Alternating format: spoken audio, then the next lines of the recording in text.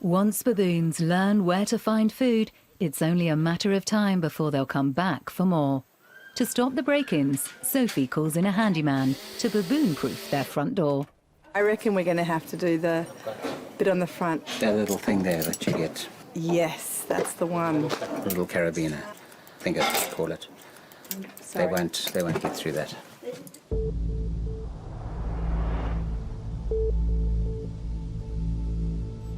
The ranch's position, squeezed between the national park and the town of Hoedspruit, puts it on the front line of one of Africa's greatest conservation problems: poaching.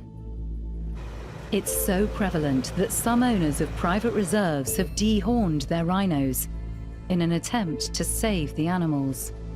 The road from town runs along Pridelands' southwest boundary. This has essentially been a free-for-all, a highway for poachers to get access straight into our farm.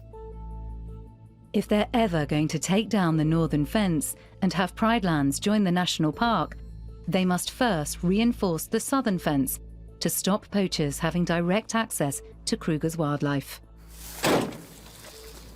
Let's look at that. Crazy, huh? Pretty easy to see. Snip wire, only one cut needed, and then they throw one of those big, thick woolen blankets, throw it over, and then the guy said they just literally slip in, and it takes 1 second.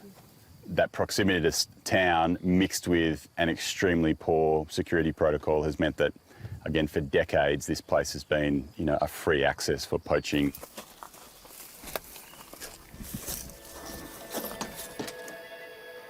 For many animals like elephants, rhinos and lions, the situation in South Africa is critical. Local anti-poaching pilot Bruce MacDonald has dedicated his life to saving rhino.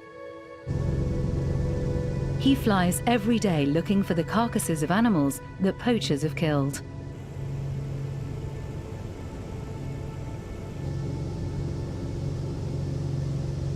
I think in the early days it wasn't as bad. We were picking up possibly a rhino a month, where now it's almost on every flight and we fly on a daily basis, so it's increased hugely.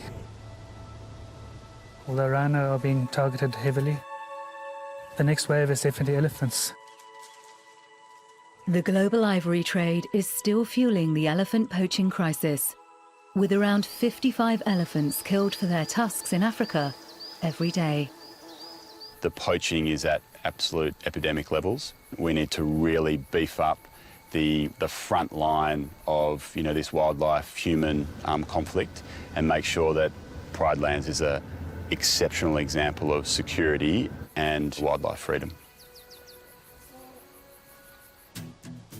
Mark knows the rickety southern fence needs a major upgrade to prevent poachers from accessing Pridelands and Kruger. While he waits for construction bids for the new fence, he puts the boys to work clearing a section further down the line.